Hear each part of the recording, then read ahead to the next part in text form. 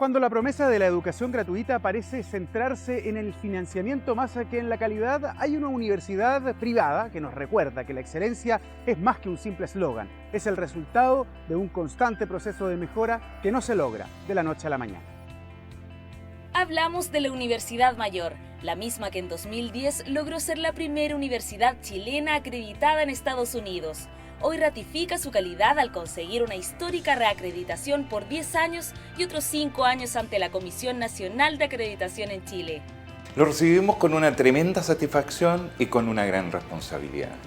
Disponer de una doble reacreditación, tanto en Chile como en Estados Unidos, hacen ver de que los procesos de mejoramiento de la calidad en el sistema universitario son posibles. Los pilares de este logro son dos. El primero se refiere a la capacidad de la universidad para concretar su misión y alcanzar sus objetivos, incluso superando los estándares de calidad exigidos. Pero a la vez cuenta con un sistema de evaluación de conocimientos y competencias para todas sus carreras y programas. Esto garantiza la formación de profesionales con espíritu emprendedor. El próximo paso es compartir esta experiencia con otras universidades chilenas y así difundir las mejores prácticas de efectividad y calidad educativa a nivel mundial.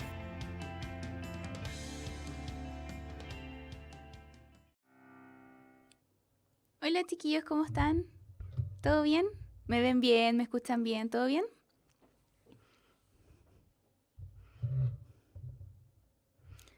Hola chiquillos, ya. Ahora sí, esta sí que es nuestra última clase. La clase pasada, como vimos, no alcanzamos a terminar la clase entera. Yo les tenía 24, 25 preguntas y llegamos solo a esta, a la 12. Así es que básicamente la clase de hoy lo que vamos a hacer es terminar de solucionar las preguntas que nos quedaron pendientes de la clase pasada. Si recuerdan, yo les dije que este como pseudoensayo estaba ordenado por materia. ¿Y qué pasó? Que la clase pasada vimos todo, gran parte de las preguntas eran de historia de Chile y ahora estábamos en Mundo en Perspectiva Histórica. Ahora, ¿qué preguntas faltan por responder? Geografía humana, ¿cómo se llama el eje? Espacio geográfico y democracia y desarrollo. Y ciudadanía, ahí sí. Ojalá pudiéramos terminar temprano, rápido las preguntas que nos quedan para que al final, espero que al final tengamos unos pequeños minutitos para solucionar dudas concretas que tengan. Ojalá dudas muy concretas, si es que nos queda tiempo, ¿ya? Así es que si hay algo que todavía no entienden, una materia específica que de verdad no... esta es la oportunidad, esta es la última oportunidad, ahora sí que sí. Así es que primero vamos a tratar de terminar este mini ensayo y después, si es que queda tiempo, vamos a resolver dudas. ¿Ya? Así es que esta pregunta anterior, si estuvieron en la clase pasada, se acordarán que la respondimos. Era sobre la crisis de los misiles y la relación entre Estados Unidos y la Unión Soviética. Así es que ahora vamos a seguir con Mundo en Perspectiva Histórica. No les voy a hacer un resumen de historia de Chile en 2 minutos. Imposible. Así que ya, vamos a leer. Pregunta 13. Los pintores, los poetas, los escritores, los diseñadores, los publicistas, las figuras de los medios de comunicación y por supuesto los músicos se expresaban a sí mismos sin miedo, con originalidad y libertad. Llevaban trajes fabulosos y camisas de flores y se dejaban melena. No iban a ponerse a trabajar con ahínco ni a llevar uniforme de su clase. Habían tirado a la basura el reglamento. Una nueva época y un nuevo sistema de valores habían nacido. La gente quería experimentar y divertirse. La gente viajaba a lugares como la India y Afganistán, eran los inicios del camino hippie, y volvían con ropa, joyas y drogas.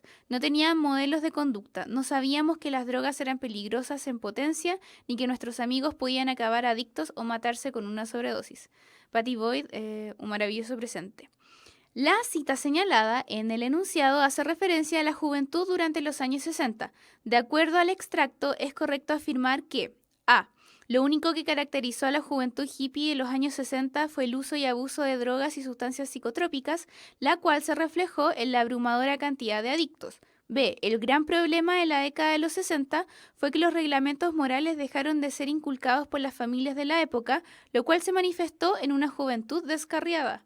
C. Esta juventud experimentó una ruptura con las generaciones anteriores en una serie de ámbitos, como el arte y su estética, pero principalmente en su actitud liberal y desinhibida. D. Los viajes que hicieron los jóvenes a la India eran rezagos del colonialismo imperante a comienzos del siglo XX, por lo que el Imperio Británico era el culpable de esta situación. Y E, la solución al masivo consumo de drogas que caracterizó la década de los 60 era la prohibición de las camisas de flores, las melenas y los discos de música go-go. Sí, la correcta, la alternativa D. Esta pregunta hace más que nada referencia a la cultura y la sociedad de los países más bien primermundistas, Estados Unidos, Inglaterra, básicamente en la década de los 60. Recuerden que en esta época, ya década de los 60, ya el mundo comienza a estar mucho más interconectado y los modelos de la juventud que podrían haberse visto en Estados Unidos y en Inglaterra también de alguna forma u otra llegan a nuestro país de manera bastante difusa o distinta. Pero en ese sentido, por eso hay que tener claro por qué se estudia en el fondo el fenómeno del hipismo y la nueva juventud de los años 60 en Estados Unidos y en Inglaterra. Es porque esas ideas de una nueva juventud también llegan a nuestro país, sobre todo en los 70. Y la correcta es la D, básicamente porque expresa la idea principal del texto, que es que la juventud de la época experimentó una ruptura, tanto social como cultural, con su generación anterior, con la generación de sus padres, de sus abuelos, etc. Y comienzan a vivir un modelo de juventud más bien inédito. Y esto también es súper importante porque la juventud como tal comienza a ser una etapa como separada. Antes estaba la niñez y después la adultez. No había un espacio como intermedio entre ser niño y adulto. Pero luego la revolución industrial y un mayor desarrollo económico, cada vez una mayor cantidad de familias comenzaron a tener el tiempo y el dinero para que sus hijos pudieran estudiar, financiar estos estudios. Y es así como hay un espacio para que surja esta nueva juventud. ¿Qué dije? La C, es la C. Es la C, ¿lo dije mal? Sí, es la C. Dije D. Oh, no, es la C. Es la C. ¿Alguna duda con esta pregunta? ¿Se entiende por qué es la C?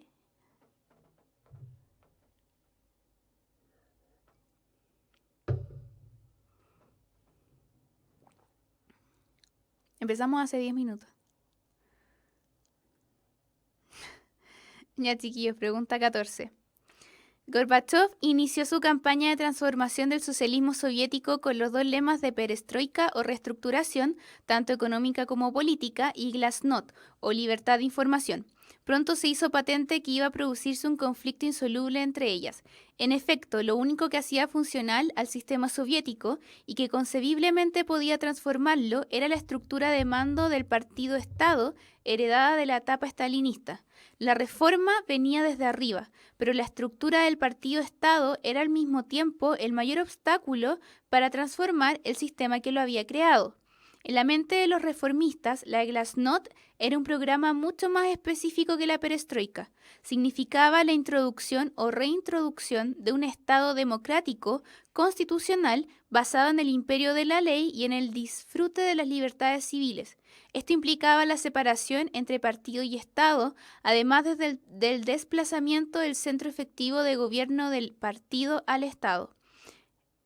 Esto a su vez implicaba el fin del sistema de partido único y de su papel dirigente. Fin de las comillas, Eric Hobsbawm, Historia del siglo XX. De acuerdo a lo señalado en el enunciado, es correcto señalar que el texto estaba medio difícil, pero si ustedes saben lo que es la perestroika y la glasnost, van a llegar a la alternativa correcta. Entonces, de acuerdo a lo señalado en el enunciado, ahí se ve, es correcto señalar que A. La perestroika buscaba una reorganización de la Unión Soviética, partiendo por dividir la organización política entre el Kremlin y los estados satélites, todos con igualdad de poder. B. Los reformistas buscaban instaurar un gobierno democrático y que no estuviera al mando de un único partido político, tal como sucedía en la Unión Soviética desde la época stalinista. Gorbachev decidió transformar a la Unión Soviética debido a que su enemistad personal con el Partido Comunista era insostenible, por lo que decidió restar la autoridad. A diferencia de la perestroika, la glasnost buscaba implementar un gobierno en el que se eliminara la figura del partido-estado, siendo reemplazado por un dictador apolítico. La libertad de información defendida por la perestroika pretendía crear lazos de unión cultural solo entre naciones que también eran comandadas por un sistema de partido único. ¿Cuál creen que es la alternativa correcta? Sí, la B. La idea de estas reformas que se expresaban en estas dos aristas, la perestroika y la glasnost, buscaban instaurar en la Unión Soviética un gobierno democrático, cosa que no sucedía a grandes rasgos desde la Revolución Rusa y sobre todo desde la época stalinista, en la cual estaba esta figura de partido-estado, es decir, que el Partido Comunista era el que estaba en control del Estado. Y la idea de estas reformas era instaurar a largo plazo un gobierno democrático y que no estuviera al mando de un solo partido político como lo era el Partido Comunista en la época. Así es que la alternativa correcta es la B. Chicos, ¿alguna duda? No, en la PC1 entran textos tan largos, pero recuerden que es lo más importante, que esto es un repaso. Entonces la idea de que lean textos largos no solamente es saber si saben o no saben la materia, sino que también pueden recordar de mejor manera materia que puede que entre en la PSU, como por ejemplo la glasnost, la perestroika, etc. Entonces tienen que en el fondo, al momento en que hagan ensayos, sacarle el provecho a los textos largos, o a los textos en general. Ya, esa es la idea. Puede que a muchos les delata leer, pero en el fondo tienen que ver un texto como una oportunidad de adquirir un nuevo conocimiento. Eso es lo más importante al momento de prepararse para una evaluación, la evaluación que sea. Tener la mayor cantidad de conocimientos posibles. Entonces, desde ese punto de vista, tienen que aprovechar los textos. Ya, chiquillos, ¿tienen alguna duda respecto a esta pregunta?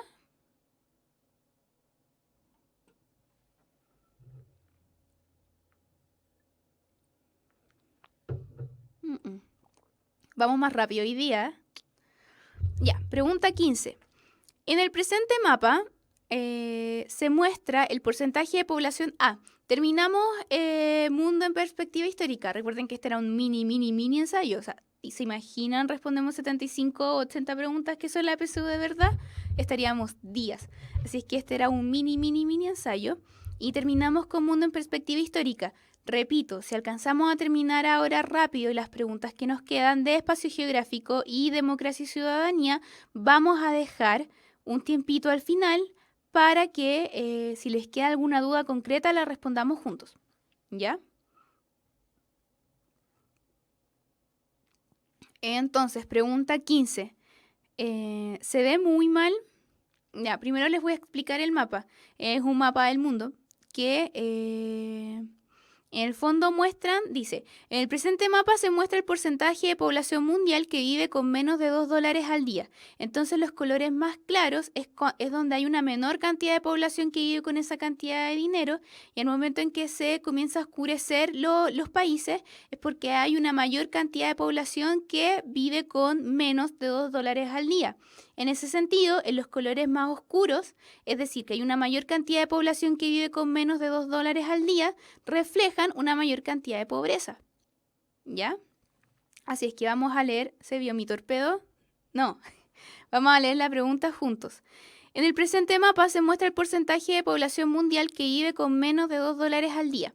Los colores claros, mira, ahí está. Los colores claros reflejan a los países con menos cantidad de habitantes que viven con esa cantidad de dinero, mientras que los colores más oscuros reflejan un mayor número de habitantes que vive bajo este nivel de pobreza. Entonces, entre más oscuro es un país, más pobre, mayor cantidad de personas en situación de pobreza hay. De acuerdo a la información entregada en el mapa y el enunciado, se puede concluir que 1. La India y una serie de países africanos se encuentran entre las naciones más pobres del orbe, con un gran porcentaje de personas viviendo en una situación de miseria. 2. Asia y Latinoamérica se encuentran en un punto medio en el sentido de que hay gran cantidad de personas bajo la línea de pobreza, pero no representan a la totalidad del país. Y 3, Europa y países anglosajones como Australia o Estados Unidos tienen, en comparación con otros lugares, poca cantidad de población que sobreviva con una cantidad de dinero tan baja. Es la E. Son todas correctas. En India y en África hay gran cantidad de pobreza, en Latinoamérica también, pero no tanto, y en países primermundistas anglosajones como Australia, Estados Unidos y Europa Occidental hay una mucha menor cantidad de gente viviendo en situación de pobreza. ¿Alguna duda?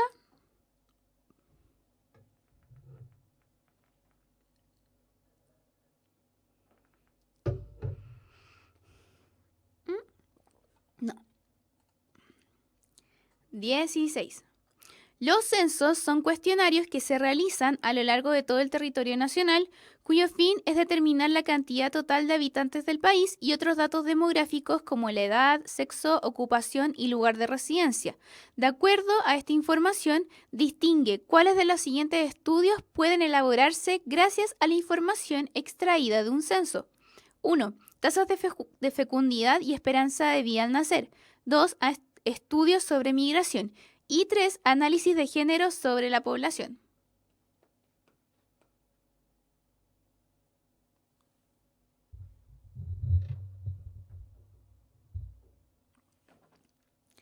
Paréntesis, en la pregunta anterior, como me están preguntando en el chat, así que no puedo no responder. Dice, de acuerdo a la información entregada en el mapa y el enunciado, se puede concluir que, en general, en este tipo de preguntas tú combinas lo que te muestra la imagen junto con lo que ya sabes. Entonces, claro, muchas preguntas no dice, ay, pero la pudiera haber respondido sin ver el mapa. Pero en el fondo el mapa complementa tus conocimientos. Y de esta, ¿cuál creen que es la alternativa correcta? Sí, la E, son todas. El censo entrega es una fuente de información súper rica y diversa para diferentes estudios demográficos, entre los que se encuentran tasas de fecundidad, de esperanza de vida al nacer, de estudios sobre migración. También por eso se pregunta el país de origen y el país de residencia, obviamente, y análisis de género sobre la población. Así es que la correcta es la E. ¿Alguna duda respecto a esta pregunta?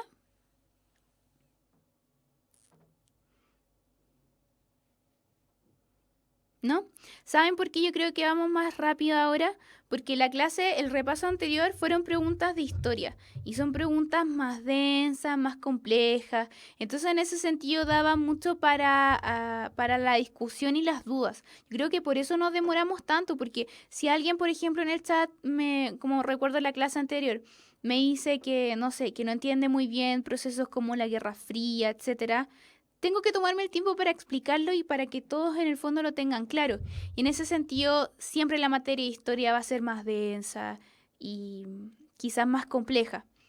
Por eso nos estamos demorando más. Pregunta. ¿El análisis de género se refiere únicamente a femenino y masculino?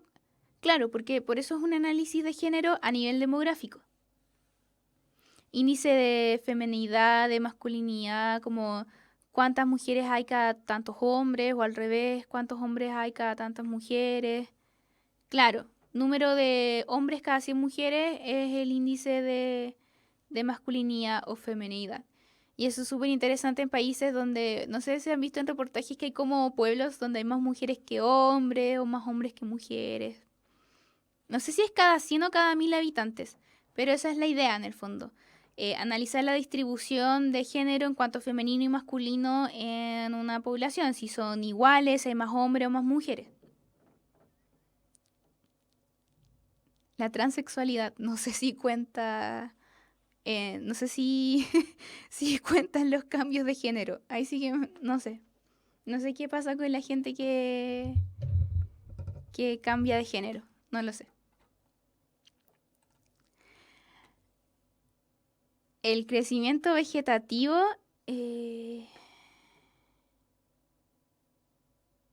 sí, así se calcula, nacimiento menos las defunciones por cada 1000 habitantes. ¿Qué pasó? Nada. Sí, pero no les van a hacer calcular eso.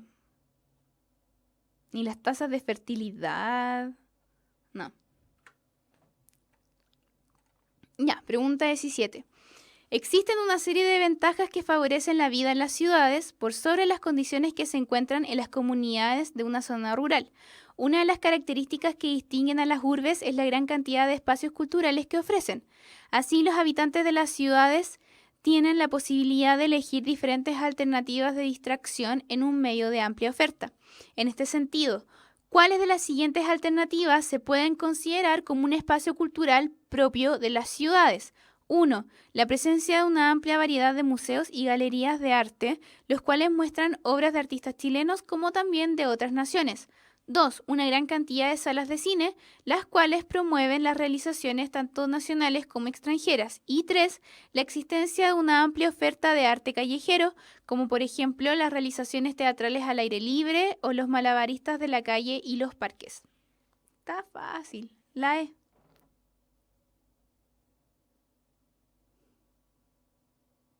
No sé si sea siempre E. Estas preguntas están muy al azar. Así que si son siempre E, de verdad no era intencional que fueran siempre E. Las elegí al azar. Y en la E, estaba fácil, ¿o no? ¿Alguien tiene alguna duda respecto a esta pregunta?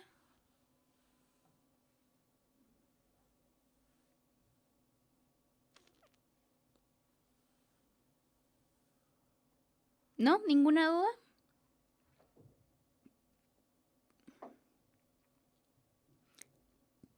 La 3 dudaron. Es que la idea de un arte callejero es muy propio de las ciudades. Y sí, o sea, en cuanto a las letras de las alternativas, si ven que se va repitiendo, puede que se repitan muchas, puede que no, puede que sea intencional, puede que no. Ustedes tienen que confiarse en sus conocimientos nomás.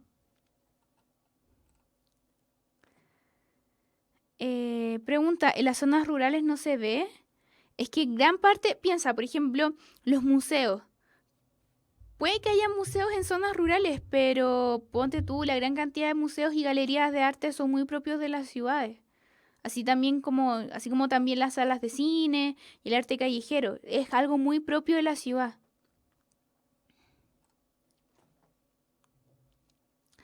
Ya, chiquillos, pregunta 18. Uno de los fenómenos sociales que caracteriza a los países desarrollados es el aumento del racismo y la xenofobia en sus comunidades debido al alto número de migrantes que deciden buscar una oportunidad de trabajo y mejorar su situación económica en tales naciones. En los últimos años se han desarrollado nuevas estrategias para proteger a los más desposeídos e indefensos, como por ejemplo la ratificación y promoción de los tratados internacionales de derechos humanos por parte de los diferentes estados.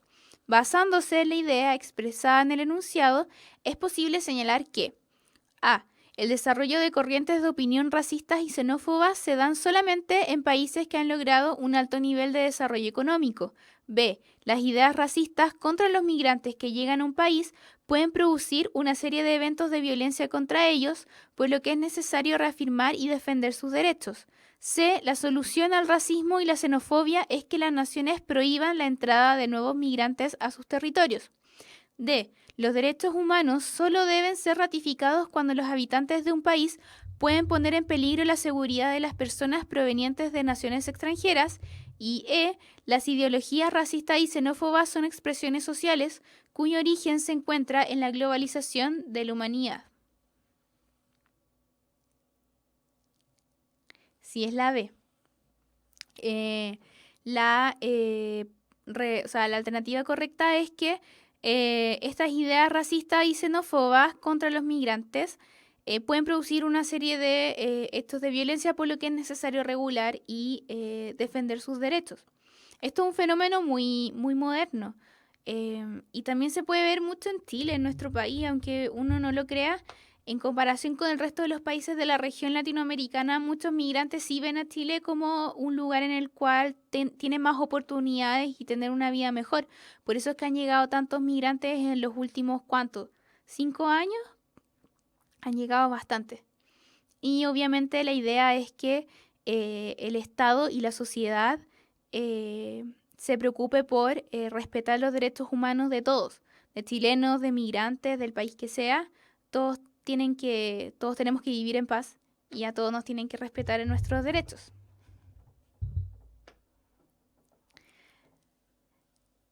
Siempre me preguntan lo mismo, la diferencia entre migrante y inmigrante. Migrar, la palabra sola, migrante, se refiere a alguien que cambia su lugar de residencia. Migrar, es como... Migrar es irse de un lugar a otro. Se dice emigrantes desde el punto de vista, si se ve desde el punto de vista del país al cual llegan las personas. Por ejemplo, piensan en un país que haya muchos emigrantes. No, perdón, es al revés. Emigrantes se ve desde el punto de vista del país en el cual las personas abandonan. Por ejemplo, todos los migrantes de Siria, respecto a Siria, ellos son emigrantes porque se van de Siria. Pero, y el concepto de inmigrante se ve desde el punto de vista del país que recibe a estas personas que dejan su lugar de residencia. Por ejemplo, Chile, luego del terremoto de Haití, que llegaron muchos haitianos a nuestro país, ellos son inmigrantes porque llegan a nuestro país. ¿Se entiende? Esa es la diferencia entre migrar, que es cambiarse de un lugar a otro, emigrar, que se ve desde el punto del que se va, y inmigrar, que se ve desde el punto de vista del que llega. ¿Todo claro? Siempre me preguntan lo mismo.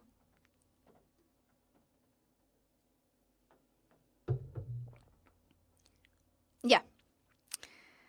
Pregunta 19. La salmonicultura es una de las actividades industriales más importantes de Chile, país que se impone como uno de los más grandes productores de salmones en el mundo.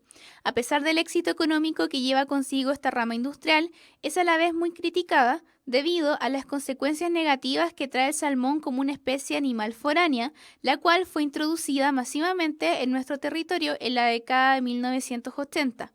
Varios especialistas hacen notar la precariedad sanitaria de la industria salmonera y el hecho de que se privilegie las ganancias económicas por sobre la utilización de procesos productivos acordes con la naturaleza y el medio ambiente, lo cual se refleja en la gran cantidad de productos químicos, principalmente antibióticos, que son inyectados en los ejemplares de salmón chileno.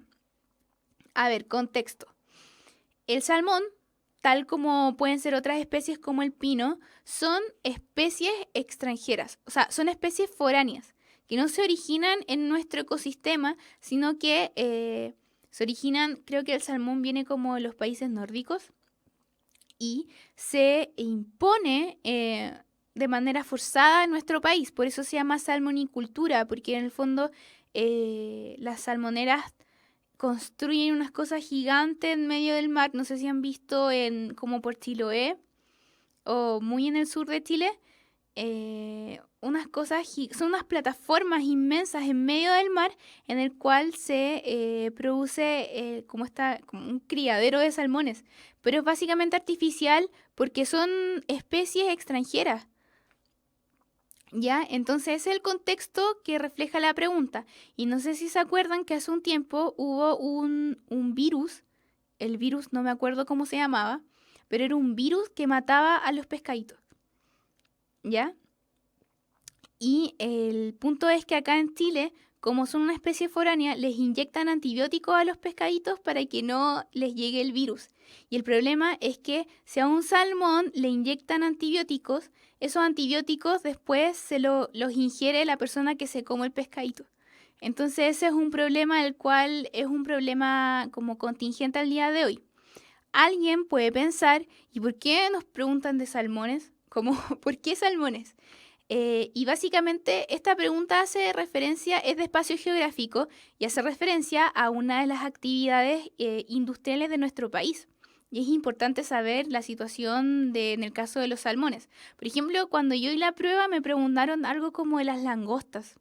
No me acuerdo cuál era la pregunta, pero era sobre las langostas en Juan Fernández y yo no tenía idea, pero justo como un tiempo antes habían dado un reportaje, así como las noticias, sobre las langostas de Juan Fernández y ahí pude responder correctamente. Entonces, en la PSU puede que se encuentren con una pregunta así, que haga referencia a la salmonicultura o a las plantaciones de pino insigne como actividades productivas propias de nuestro país. Entonces, uno al principio puede decir, ¿y a mí qué me importan los pescados? No, tienen que saberlo. Y claro, tiene mucho que ver con el desarrollo económico de las regiones. Por ejemplo, en la región de los lagos, es muy importante la salmonicultura. Le da trabajo a mucha gente.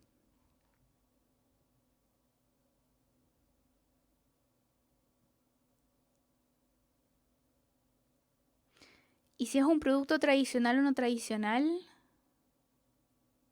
Yo diría que tradicional a esta altura. ¿Cuánto tiempo lleva el salmón cultivándose acá en nuestro país? ¿Como 30 años, según la pregunta? Yo diría que sí. Yo diría que sí es tradicional. Ah, ya, terminemos de leer la pregunta. Bueno, entonces es el contexto de esta pregunta. De acuerdo a lo señalado en el enunciado, ¿cuáles de los siguientes enunciados representa o representan una posible solución a los conflictos que despierta la producción de salmones de nuestro país? 1. Privilegiar los procesos productivos que limiten la utilización de químicos en los salmones nacionales, aun si disminuye la cantidad de producción. 2. Incentivar la extracción masiva de bienes originarios de nuestro país, como los productos agrícolas o vitivinícolas, los cuales son altamente cotizados en el extranjero. Y 3. Trasladar la producción de salmones del sur de nuestro país a zonas más cálidas debido a las similitudes climáticas con Noruega, país del cual se exportan las ovas de salmón.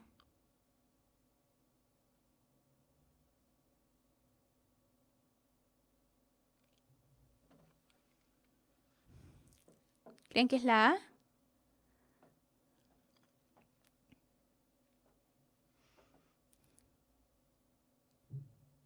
No entienden la 2. Alternativa 2. Incentivar la extracción masiva de bienes originarios de nuestro país, es decir, de productos que tienen su origen en suelo chileno, como por ejemplo, como sale en el enunciado, productos agrícolas o vitivinícolas, los cuales son altamente cotizados en el extranjero. No, chiquillos, la alternativa correcta es la C, 1 y 2. La 1 sí es correcta porque se busca privilegiar a los procesos, o sea, como solución que entrega la pregunta, sí se puede encontrar el privilegiar los procesos productivos que utilicen químicos en los salmones nacionales, que limiten la utilización de químicos, aun si la cantidad de producción baja. Eso sí es una crítica directa a lo que señala el enunciado.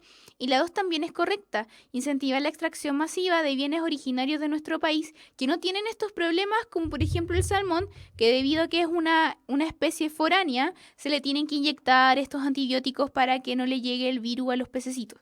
Entonces, en el fondo, sí se puede considerar la 2 también como correcta. La 3 es falsa, básicamente porque por conocimientos básicos de geografía, uno entiende que en Noruega hace mucho más frío, por ende, el salmón es una especie propia de clima más fríos y no es solución trasladar las plantas, como las producción de salmón a zonas más cálidas.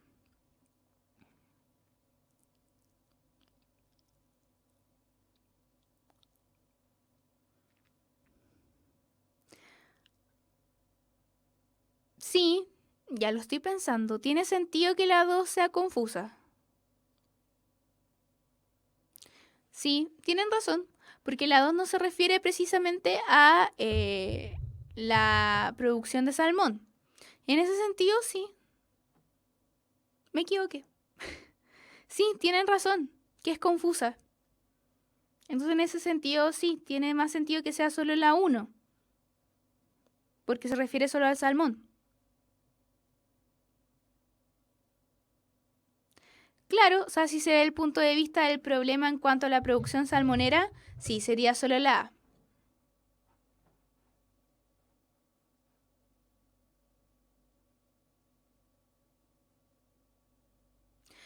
O sea, en el fondo, ¿por qué la 2 se podría considerar como correcta? Porque si baja la producción de un producto, la idea es incentivar la producción de otros productos. Pero les encuentro razón, me equivoqué. Tiene más sentido que sea solo la 1. En realidad lo estaba probando. No, mentira. En realidad yo, o sea, la 2 suena bonita, como decían en el chat. Pero sí, me convencieron de que puede ser solo la 1.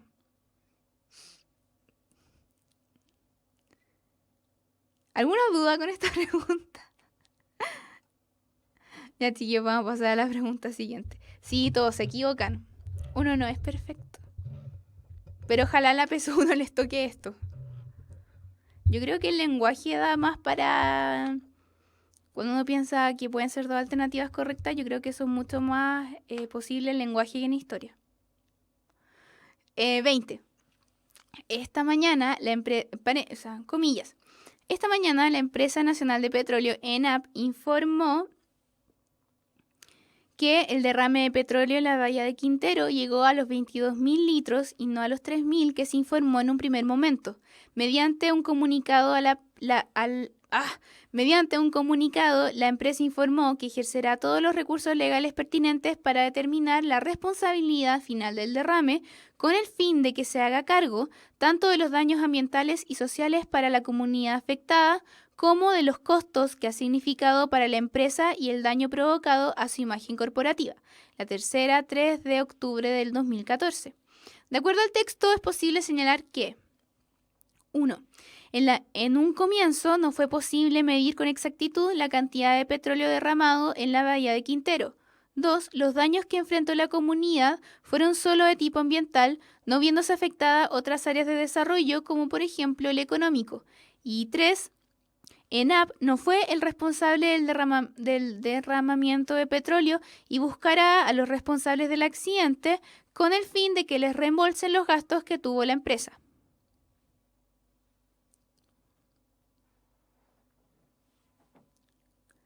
¿Cuál creen que es la alternativa correcta? Sí, la C. La 1 y la 3 son correctas. La 1 y la 3 son correctas, la 2 no es correcta, básicamente porque el daño que enfrentó la comunidad fue ambiental y también económico, ya que en la bahía de Quintero y sus zonas más cercanas mucha gente vive de la pesca, y debido a esta emergencia ambiental, obviamente se reflejó en un problema económico de la gente que no podía vivir de la pesca. La 1 es correcta, en un comienzo no se pudo determinar la cantidad exacta de petróleo derramado, y la 3 también. ENAP no fue responsable del derramamiento de petróleo, eso es lo que se entiende del enunciado, ya que en una parte dice que la empresa ENAP ejercerá todos los recursos para determinar el responsable final del derrame. De esa forma, se entiende que ellos no fueron los responsables directos o finales del derramamiento, así es que por eso es la C. ¿Alguna duda respecto a esta pregunta?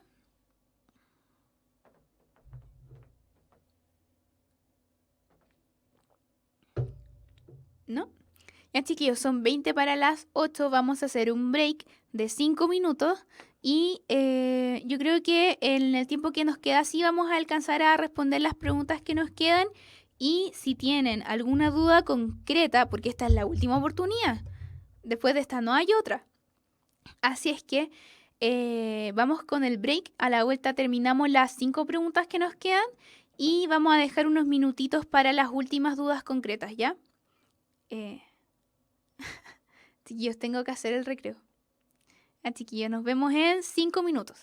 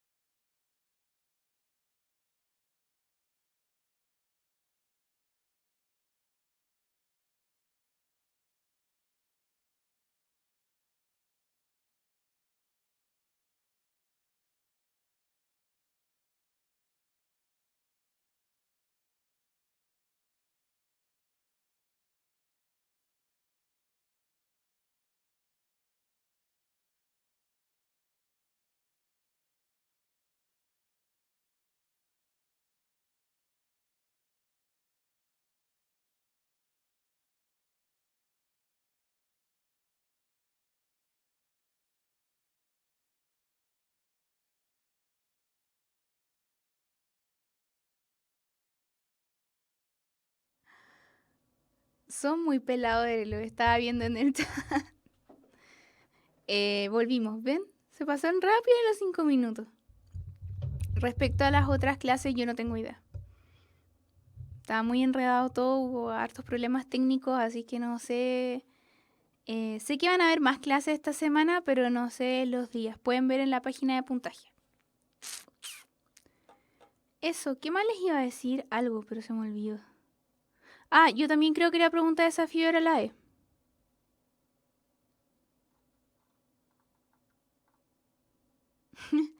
Ya. ¿Respondimos esta? Sí, la respondimos. Yo siempre veo todo lo que pasa. Ya, 21. Comillas. Luego de más de 3 horas de reunión, el Comité de Ministros del gobierno de Michelle Bachelet decidió revocar la resolución de calificación ambiental del proyecto Hidroaicén. Hemos decidido acoger los recursos de reclamación presentados por la comunidad, por la ciudadanía, y dejar sin efecto la resolución de calificación ambiental del proyecto, y en este acto administrativo terminal se declara rechazado el proyecto hidroeléctrico Hidroaicén, indicó el ministro de Medio Ambiente Pablo Badenier. La autoridad señaló que clave en la decisión adoptada es la inexistencia de un plan de relocalización como medida de compensación para el impacto que se generará en la zona y que es declarada por la propia empresa. Además, indicó que tampoco presenta una cuantificación adecuada de los impactos ambientales en el ecosistema acuático por el cambio de los cursos de agua en los ríos Pascua y Páquer, ni en la fauna terrestre. Fuente 24 horas, 10 de junio del 2014. De acuerdo a lo señalado en el enunciado, ¿cuáles fueron los principales motivos que llevaron a la cancelación del proyecto Hidroaicén? 1. La acción conjunto de la comunidad que se opuso al proyecto. 2. La falta de cálculo apropiado del impacto que el proyecto pudiera causar al medio ambiente. Y 3. La carencia de un plan de relocalización para quienes resultaran afectados por el proyecto. Sí, la E. De verdad, elegí estas preguntas al azar. Que todas sean la E es casualidad. No fue nada premeditado. Pero sí, es la E. Todas las alternativas son correctas y se desprenden de la comprensión del texto que leyeron y también de sus conocimientos. ¿Alguna duda respecto a esta pregunta? ¿No? ¿Ninguna duda? Ahora estamos con democracia y ciudadanía. No sé si todas sean la E. De verdad fue casualidad que todas sean la E. 22. Artículo 19. La Constitución asegura a todas las personas, primero, el derecho a la vida y a la integridad física y psíquica de la persona. La ley protege la vida del que está por nacer. La pena de muerte solo podrá establecerse por delito contemplado en la ley, en ley aprobada con quórum calificado, y se prohíbe la aplicación de todo apremio ilegítimo. Constitución Política de la República de Chile. En el enunciado se indica uno de los artículos que componen nuestra Constitución, el cual señala una serie de derechos inherentes de todos los ciudadanos. En este sentido, llama la atención que estas garantías constitucionales estén tan estrechamente ligadas a la vida personal de los habitantes del país, como por ejemplo la decisión de una mujer si se quiere realizar o no un aborto, o la existencia de la pena de muerte. En este sentido, ¿cuáles de las siguientes afirmaciones representan una crítica negativa a lo señalado por el artículo 19 de la Constitución? Pregunta polémica. 1. La inexistencia de limitaciones al cumplimiento de la norma que busca proteger al que está por nacer, la cual se contrapone a la protección hacia la integridad física de las personas en caso de que la vida de la madre sea puesta en riesgo durante la gestación. 2. El que se estipule claramente la prohibición de que se realicen castigos o sanciones que no se encuentran reguladas por los códigos legales que rigen al país, pues esto conduciría a un ambiente de caos en el cual cada persona tomaría la justicia con sus propias manos. Y 3. La posibilidad de que exista el castigo por pena de muerte, pero que éste no sea regulado por la Constitución misma, sino que dependa de la voluntad de los miembros del Parlamento de un determinado periodo.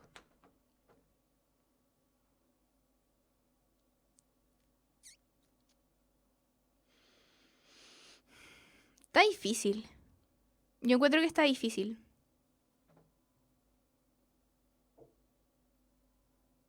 Ah, y no se ve la 3, es 1, 2 y 3. Perdón, la E es 1, 2 y 3.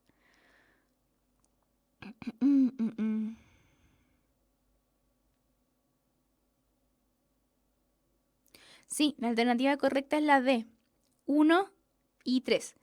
La única alternativa que no es correcta es la 2, en la que se estipula claramente la prohibición a realizar un castigo por este ambiente de caos, es falsa. Si es que la alternativa correcta era la D. Es 1 y 3. La única que no es correcta es la 2. Porque no es una crítica como negativa.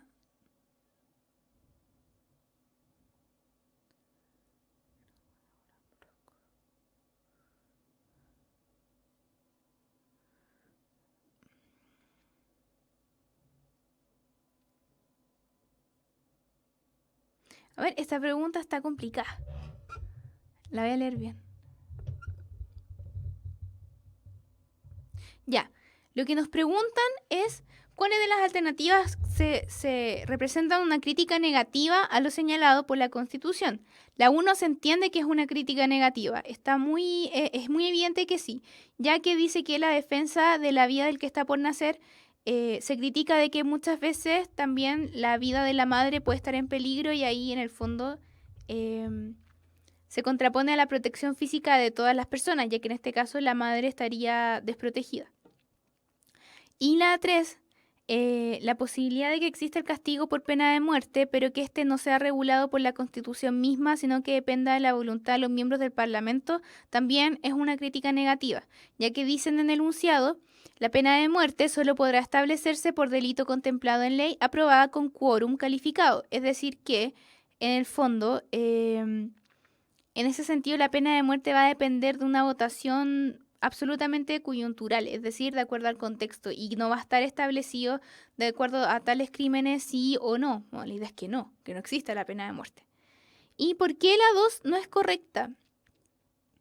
Dice, el que se estipule claramente la prohibición de que se realicen castigos o sanciones que no se encuentren reguladas por los códigos legales que rigen al país, pues esto conduciría a un ambiente de caos en el cual cada persona tomaría la justicia por sus propias manos.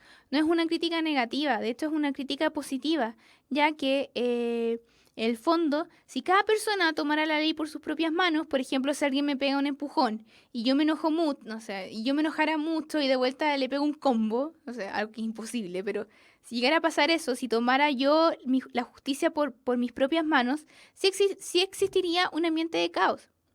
En el fondo está bien que la ley regule que todo castigo se va a realizar de acuerdo a un contexto de legitimidad y que no cada persona se tome la ley por sus propias manos.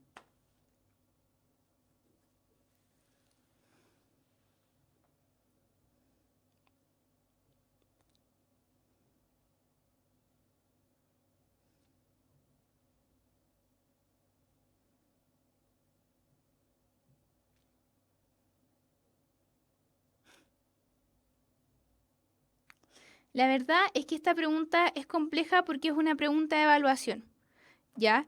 Y en ese sentido, esta cita la saqué textual de la Constitución, así que yo también tenía entendido que la pena de muerte estaba derogada, pero eso aparece en la Constitución. Eh, el extracto yo lo saqué de la Constitución. Eso, pero esta pregunta es un tipo de pregunta más bien polémica porque es de evaluación. Y yo siento que todos los tipos de preguntas de evaluación son como raras, como...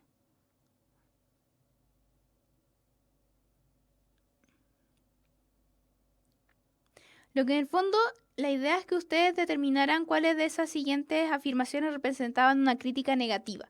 En ese sentido, la 1 es una crítica negativa y la 3 también. En cuanto a la 2 es una crítica como en el fondo decir, sí, la Constitución tiene razón. Tiene razón de que las personas no puedan tomarse la ley por sus propias manos.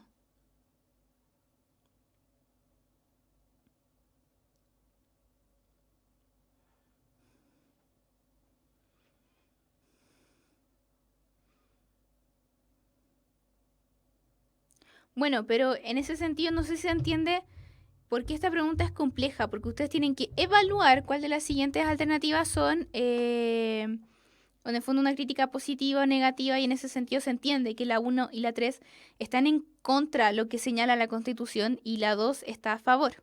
Por eso es la D. ¿Alguna otra duda al respecto? Yo ese texto lo saqué de la Constitución. Lo googleé. Ahora, si es un texto como que esté como atrasado, tendría que asegurarme.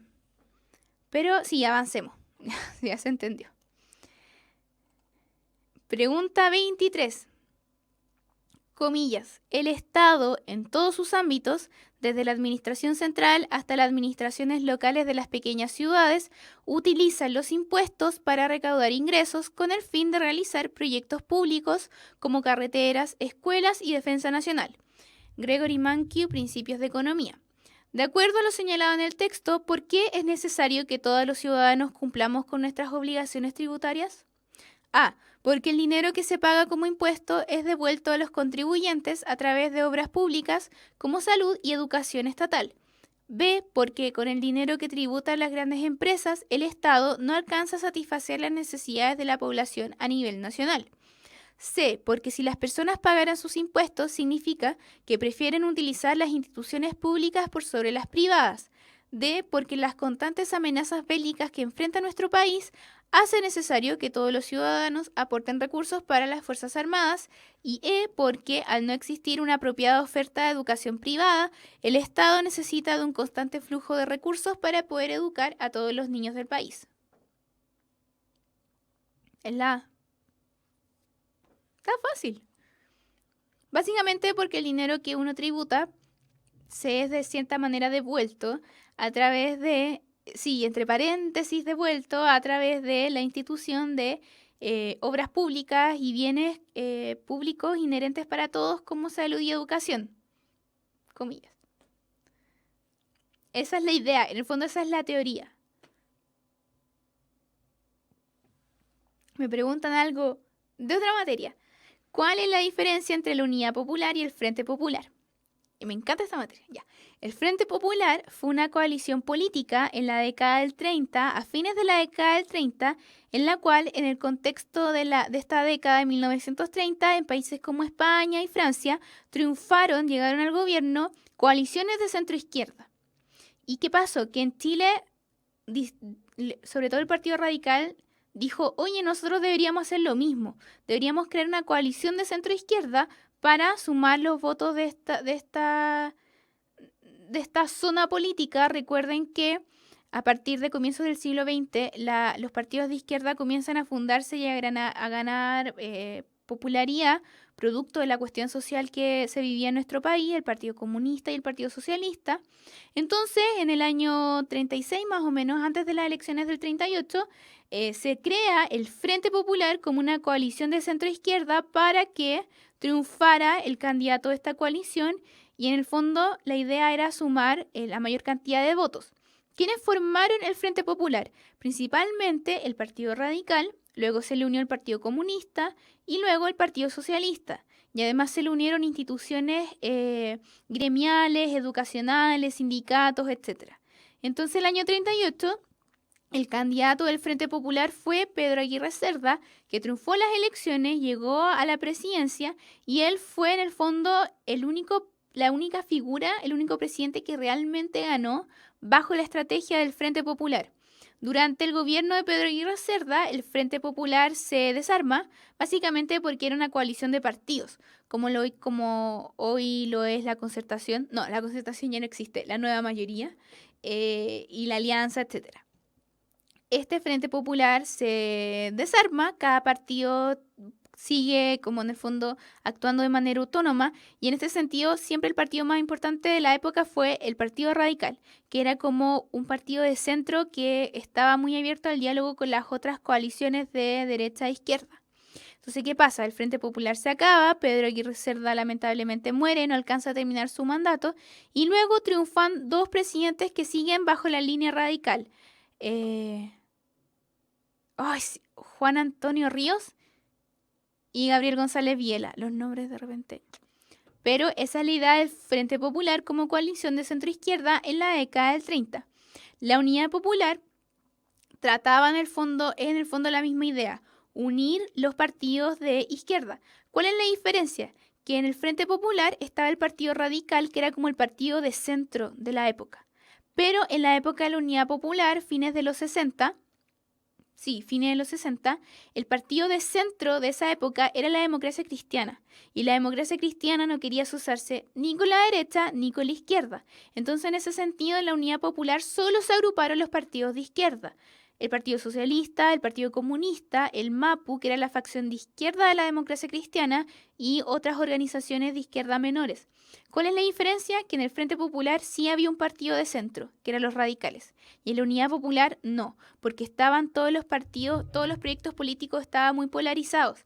Entonces el partido de centro de la época, que era la Democracia Cristiana, no quiso asociarse ni con la izquierda ni con la derecha, y esta unión de izquierda, la Unión Popular, solo fue de izquierda, efectivamente, no como el Frente Popular, que estaba a la izquierda y el centro representada con los radicales. Sí, en el Frente Popular también habían asociaciones obreras y federaciones estudiantiles. Y sí, Salvador Allende se postuló a la presidencia como 4 veces. Y efectivamente, cuando triunfa en octubre del 70, lo hace bajo el alero de la Unidad Popular.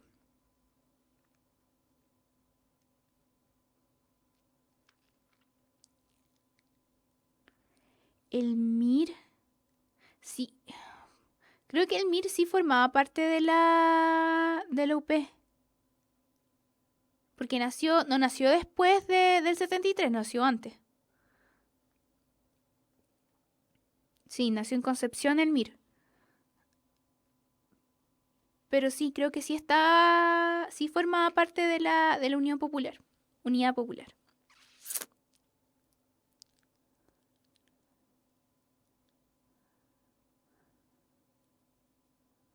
Claro, el MIR nació antes del 73. Nació antes, como dicen en el chat, la década de los 60.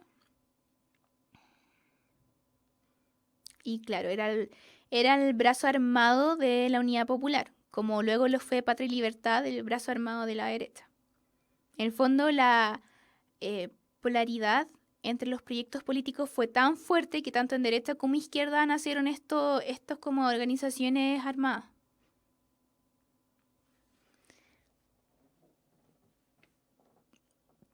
Se supone que eso lo íbamos a hacer después, al final. La idea era que al final tuvieran dudas como de lo que no estamos viendo en la pregunta. Pero en fin, salió la duda y la idea era responderle y que quedara claro. ¿Respondimos esta pregunta? Sí, era la A.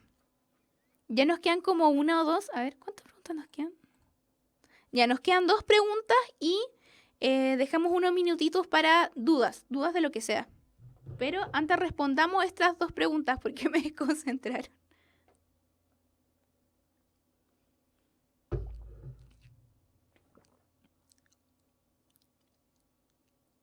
Ya, pregunta 24. La violencia intrafamiliar es un delito que debes denunciar. No, comillas. La violencia intrafamiliar es un delito que debes denunciar. Es todo tipo de maltrato que afecte la vida, integridad física o psíquica de una persona. Es cometido por y contra miembros de la familia y las víctimas son menores, personas con capacidad reducida o mayores de 65 años que estén bajo el cuidado de un integrante del grupo familiar. Fuente: Fiscalía de Chile.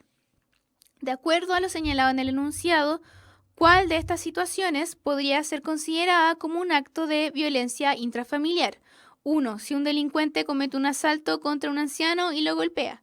2. Si un tío empuja a su sobrino quien sufre de una discapacidad física. Y 3. Si una madre reta duramente a su hijo humillándolo constantemente.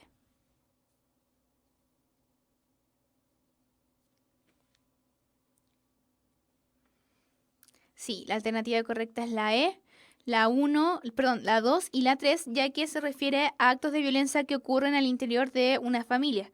La alternativa 1 hace referencia a un delito, que claro, se golpea a un adulto mayor, pero el delincuente no forma parte de su núcleo familiar y la violencia intrafamiliar hace referencia a eso. a actos de violencia tanto físicas como psicológicas al interior de un núcleo familiar. Así es que la alternativa correcta era la E. Sí, el texto lo dice. Dice, es todo tipo de maltrato que afecte la vida, integridad física o psíquica de una persona. Por eso es la E.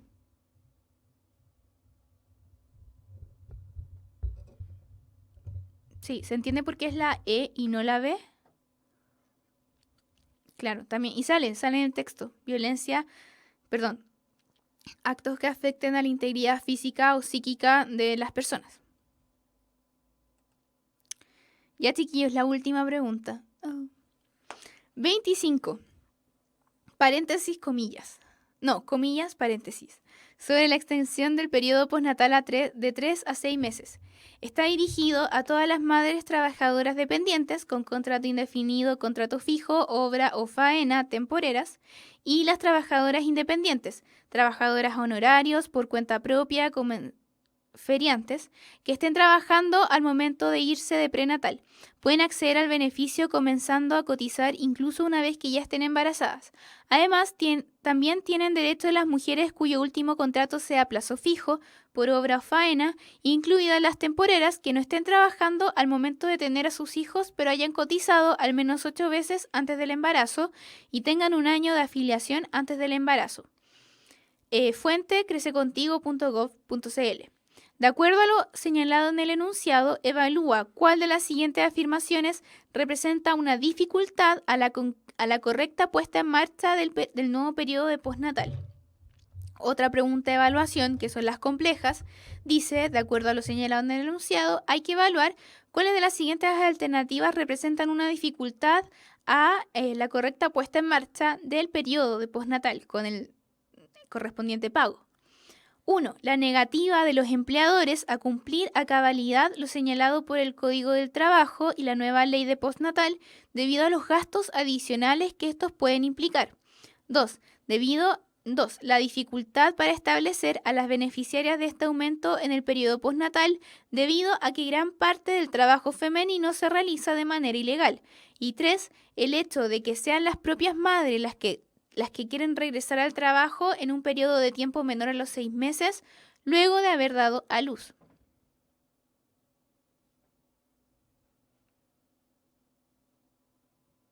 ¿La E? ¿Creen que la 2 es verdadera? ¿Que gran parte del trabajo femenino se realiza de manera ilegal?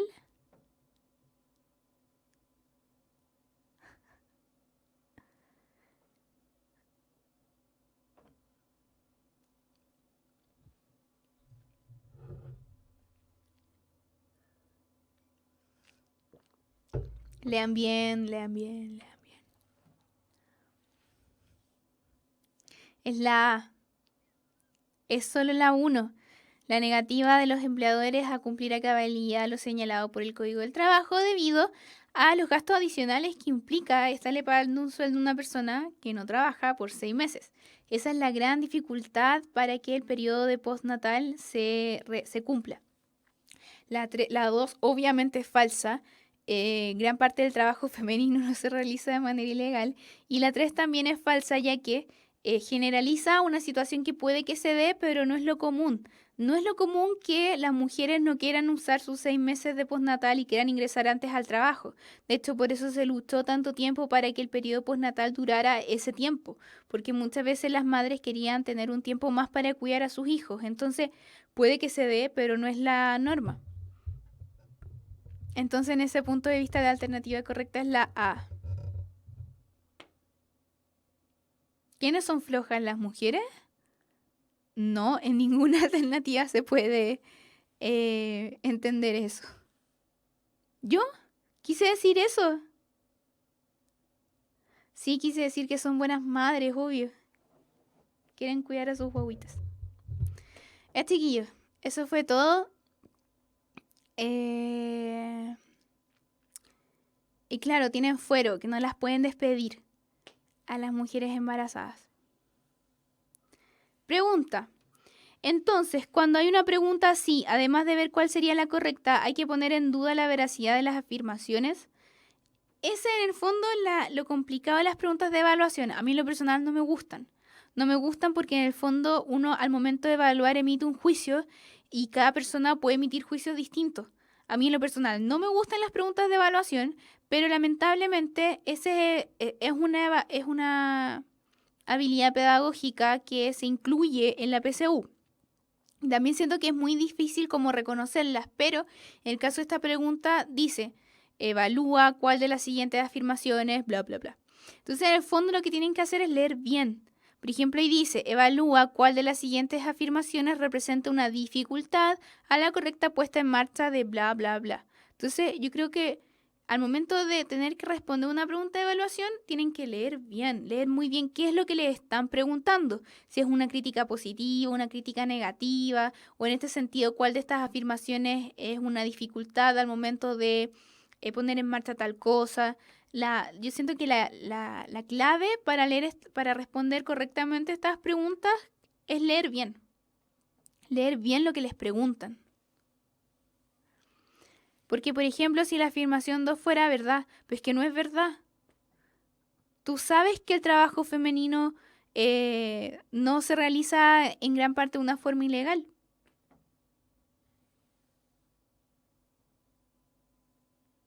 Y también por eso, claro, por eso les ponen un texto también.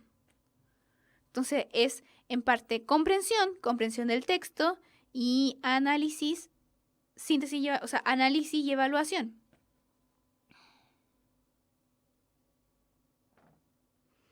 Pero eso, la clave para las preguntas de evaluación es que lean bien qué les están preguntando. No hay más clave que esa, leer bien, chiquillos, lean bien. Ya, chiquillos, esa fue nuestra última clase de repaso. Sniff. Esta es la última chance que tienen. ¿Alguien tiene alguna duda que quiera solucionar ahora mismo, ya, right now?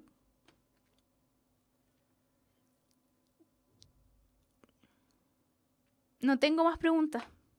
Y aparte que son las 8:10, ya estamos en la hora. Partidos políticos, pero... Qué difícil. Qué difícil porque... ¿A qué periodo como exacto te refieres con partidos políticos de Chile?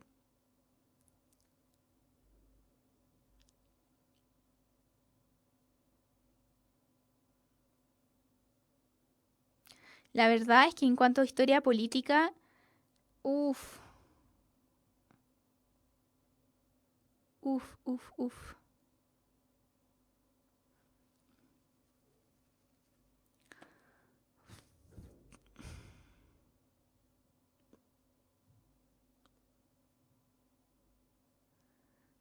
A ver. Para ser muy franca, yo siento que el panorama de los partidos políticos se hace mucho más comprensible durante el siglo XX. O sea, durante el siglo XIX estaban básicamente los liberales y los conservadores y las disputas entre ambos. Y por eso se entiende también los decenios de la historia del siglo XIX. República conservadora primero y luego república liberal. Y ya luego del siglo XX este escenario se diversifica mucho más. Ya no solamente es la oligarquía que se divide en liberales y conservadores, sino que también surgen los partidos populares, que son sobre todo los partidos de izquierda, y ahí se complejiza mucho más el escenario político, a grandes rasgos. Pero claro, no le van a hacer una pregunta específica sobre qué partido político, no.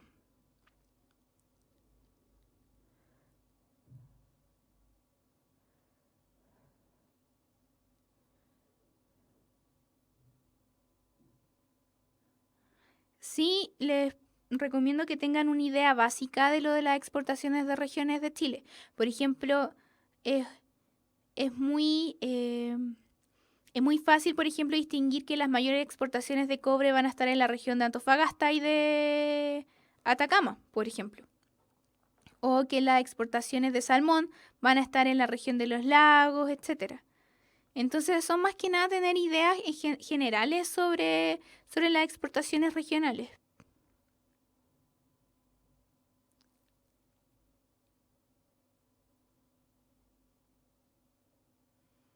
El modelo ISI nace durante los gobiernos radicales. Pedro Aguirre Cerda. Fines de la década del 30, inicio de la década del 40, cuando en el fondo, tras la crisis del 29, que en Chile se comenzó a vivir los primeros años de la década del 30, la gente se da cuenta de que en el fondo la idea es no depender de la exportación de materias primas, sino que comenzar a industrializar el país. Y eso comienza a nacer sobre todo fines de la década del 30, principios de la década de los 40, época de los gobiernos radicales, Pedro Aguirre Cerda, Juan Antonio Ríos.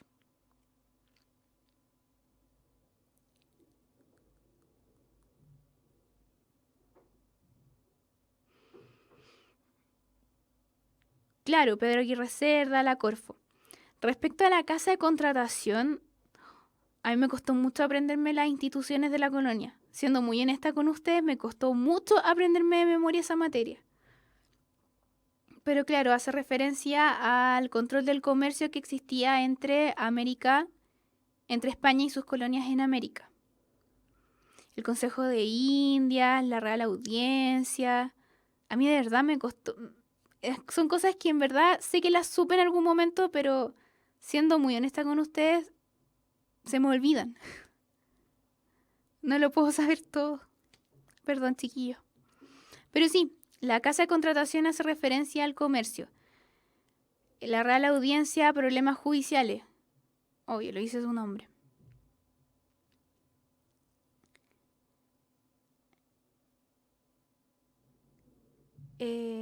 Preguntan, ¿es necesario aprenderse las obras de cada presidente? Yo siento que lo importante de los presidentes, más que cada nombre y cada año, es que se aprendan los periodos generales de la historia de Chile. Independencia, anarquía, guerra civil, república conservadora, república liberal, república parlamentaria, república presidencialista. La idea es que se aprendan bien esos grandes divisiones temporales de la historia política. Eso es como mi consejo, que o sea, si se aprenden nombre por nombre, la verdad es que no dicen mucho, pero si se aprenden los periodos de la historia política, eso dice mucho más.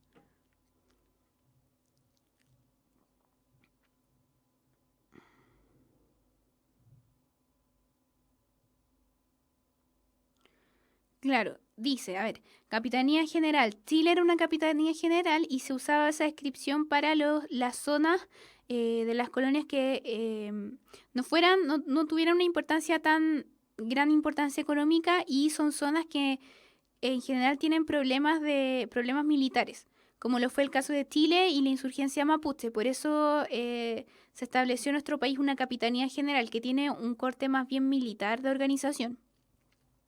El virrey era la autoridad más importante en América, delegada por el rey de España, y existía un virrey en cada virreinato, que llegaron a haber como 5. Nueva España, en México, el virreinato del Perú, el virreinato de Granada, el virreinato de La Plata. Y claro, era el representante del rey en América. Pero obviamente la gran autoridad era el rey de España. Pero como él no podía estar en todas partes, el virrey era como la máxima autoridad en cada virreinato.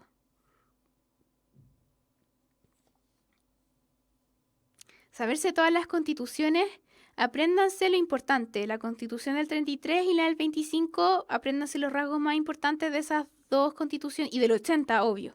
Entonces, no es que se las aprendan todas de memoria, sino que entiendan más o menos cuáles son las cosas más importantes y en qué contexto nacieron. La del 33, luego la independencia, la del 25, luego la república parlamentaria, y la del 80 durante la dictadura militar. Apréndanse el contexto en el cual nacen estas 3 constituciones en específico y sus ideas más importantes. No es que se las aprendan de memoria. No alcanzo a leer todo. Los Borbones, la importancia de las reformas borbónicas es que imponen una serie de cambios a la administración colonial que había existido desde el descubrimiento, y en el fondo el problema con las reformas borbónicas es que le restan mucha mayor importancia política y económica a los criollos, que eran los españoles que habían nacido en América y estaban en mucho mayor contacto con lo que pasaba en la colonia y tenían una gran cantidad de intereses tanto políticos como económicos. Y las reformas borbónicas lo que hacen es un poco aumentar, como en el fondo resaltar el poder de la corona y disminuir el poder de los criollos, tanto político como económico. Y es ahí en el fondo el motor que alimenta las ideas independentistas de la colonia.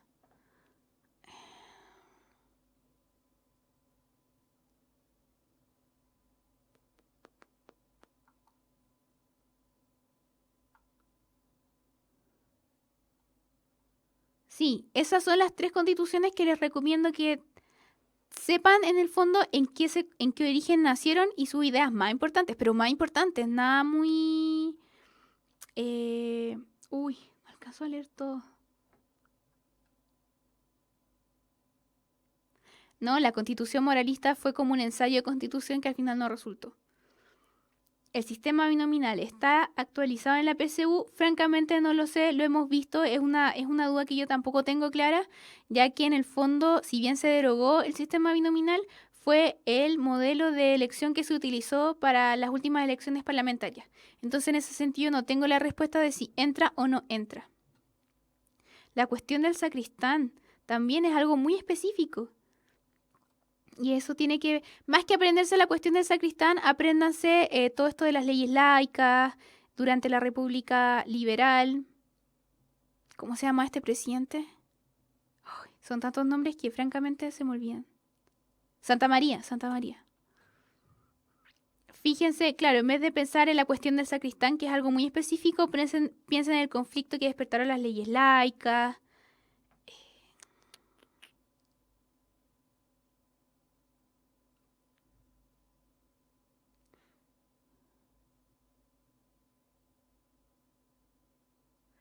Preguntan, me encanta esto.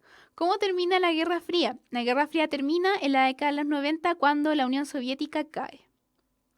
El fondo se acaba la Unión Soviética, que era como la gran contraparte de Estados Unidos, y al acabarse la Unión Soviética y en el fondo volver a nacer las naciones que componían a la Unión Soviética, Rusia, Ucrania, Georgia, Bielorrusia, se acaba esta unión de naciones que está socialistas y comienzan a adoptar el capitalismo, el modelo democrático.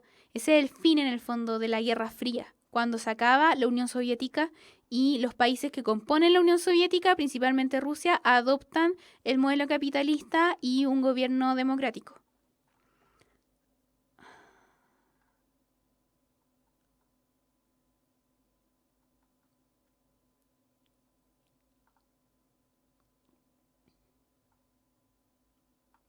Eso del registro civil, el cementerio laico, son todas acciones de la República Liberal.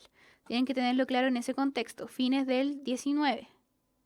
Y la separación de Estado e Iglesia. Eso lo vimos hoy, la perestroika y la glasnost. El telón de acero es un concepto que creo que lo usó la Margaret Thatcher. Bueno, la cosa es que el telón de acero hace referencia a que en el mundo occidental hay un muro, como el fondo, hay un límite que en la época de la Guerra Fría separaba a los occidentales, de decirlo de algún modo, que estaban como del lado de Estados Unidos, en lo cual se incluye toda Europa occidental, Inglaterra, Francia, etcétera, y Europa Oriental, que estaban más cercanos a la Unión Soviética. Entonces el concepto de telón de acero hace referencia a esta división en Europa entre Europa Occidental y Europa Oriental. Y Europa Occidental, obviamente, bajo el alero de Estados Unidos, que era uno de los polos de la Guerra Fría, y el otro lado del telón de acero, que era Europa Oriental, que gravitaba en fondo en torno a Rusia, a la Unión Soviética, que era el otro polo en disputa durante la Guerra Fría. El mayorazgo era cuando... Esto está muy mezclado, de verdad. No resultó como yo quería, pero bueno. El mayorazgo es una costumbre colonial que cuando un hombre fallecía, su hijo mayor heredaba todos sus bienes. Solo el hijo mayor. Y eso O'Higgins quiso como terminarlo.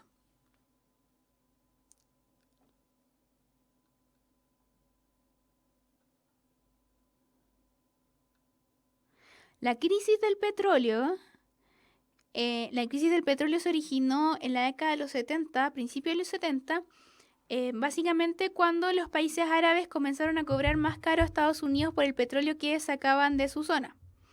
Ahora, El conflicto árabe-israelí no está directamente relacionado como con la crisis del petróleo, creo yo. El conflicto árabe-israelí es un conflicto que es propiamente producto del colonialismo, básicamente porque la zona de Palestina era un protectorado británico y cuando los británicos se van de esa zona tras el fin de la Segunda Guerra Mundial y también por todo lo que sufrió el pueblo judío en el Holocausto, se decide crear el Estado de Israel el año 46, creo, en la zona de Palestina. Y el problema es que existían unos límites del Estado israelí, pero con el paso del tiempo Israel como nación fue expandiéndose a través de guerras, como la Guerra de los 6 días, y fue extendiendo militarmente su territorio y eso afectaba a su límite, que era Palestina. Y esa es en el fondo la base del conflicto árabe-israelí. Claro, la guerra de Yom Kippur, la guerra de los 6 días también.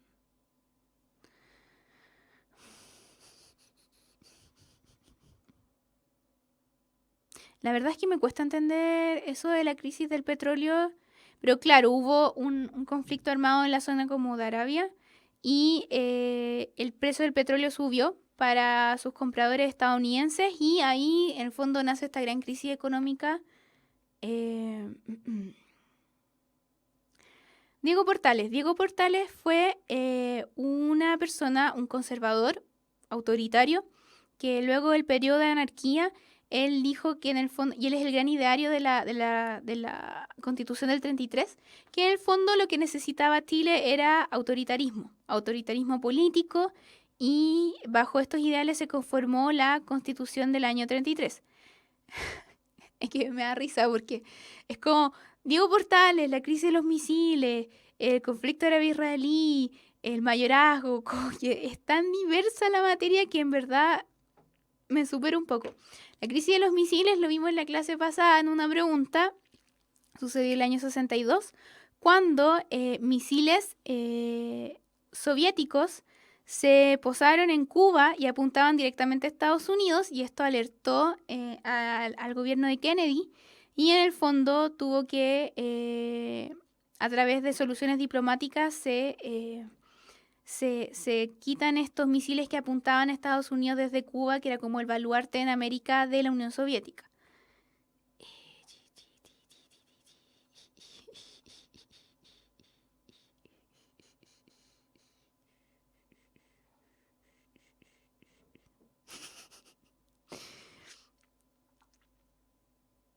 Sí, me aclaran que la crisis del petróleo sí fue provocada por estas guerras en las cuales incursionó Israel, que en el fondo, error mío, que en el fondo, como que en el fondo desestabilizaron la zona como de Arabia.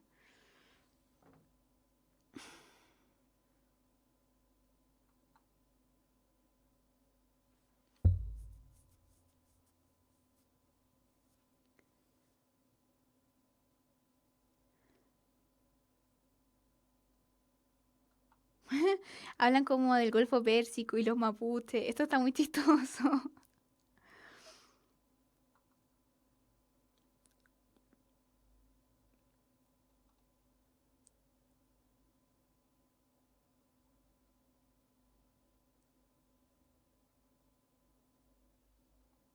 Sí, después de Stalin viene Khrushchev y él estaba bajo el poder de la Unión Soviética al momento de la crisis de los misiles y Kennedy por el lado de Estados Unidos. Ya, chiquillos, de verdad, si sigo respondiendo preguntas, como dicen en el chat, me voy a volver loca. De verdad me voy a volver loca. Así es que no entren en pánico, no entren en pánico.